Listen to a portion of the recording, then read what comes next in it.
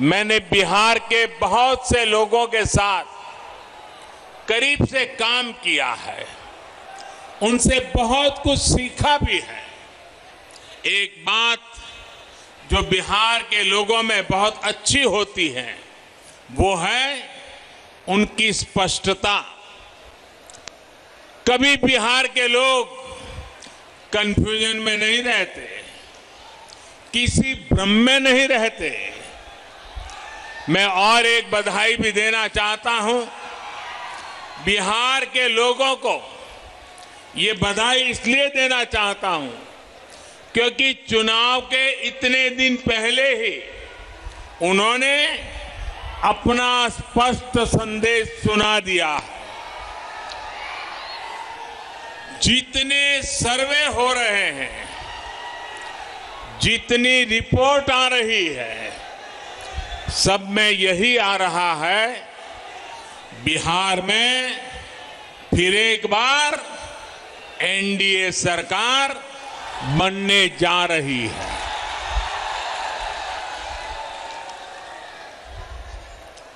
लेकिन मेरे बिहार के प्यारे भाइयों बहनों, हर चुनाव में ऐसा भी होता है जब कुछ लोग भ्रम फैलाने के लिए एक दो चेहरों को अचानक बड़ा दिखाने लग जाते हैं। कभी किसी नई शक्ति के उभरने की बातें फैलाई जाती हैं, लेकिन इसका मतदान पर कोई असर नहीं पड़ता। बिहार का मतदाता तो इतना समझदार है कि वो भ्रम फैलाने वालों की हर कोशिश को खुद ही नाकाम कर रहा है। बिहार के लोगों ने मन बना लिया है, बिहार के लोगों ने ठान लिया है कि जिनका इतिहास बिहार को बीमारू बनाने का है, उन्हें आसपास भी नहीं फटकने देंगे।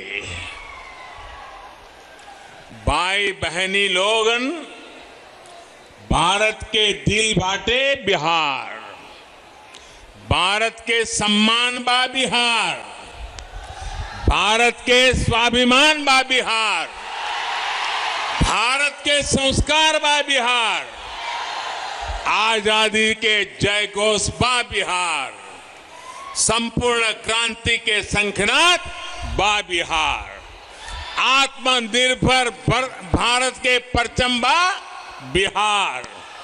देश के सुरक्षा हो या देश के विकास, बिहार के लोगन सबसे आगे रहलन।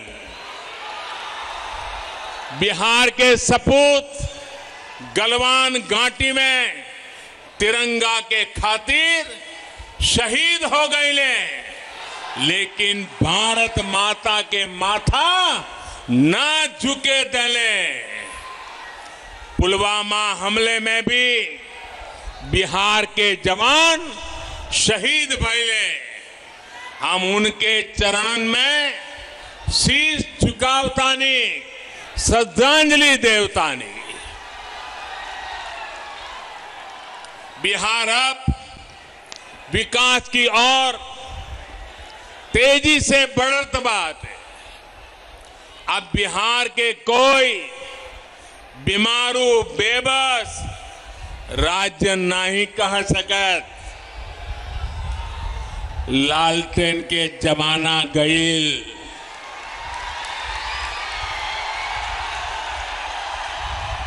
पिछले 6 सालन में बिजली के खपत 3 गुना बढ़ गई बाटे।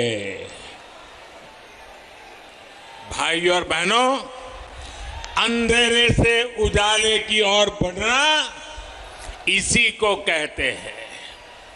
बिहार के लोग भूल नहीं सकते वो दिन जब सूरज ढलते का मतलब होता था सब कुछ बंद हो जाना, ठप पड़ जाना।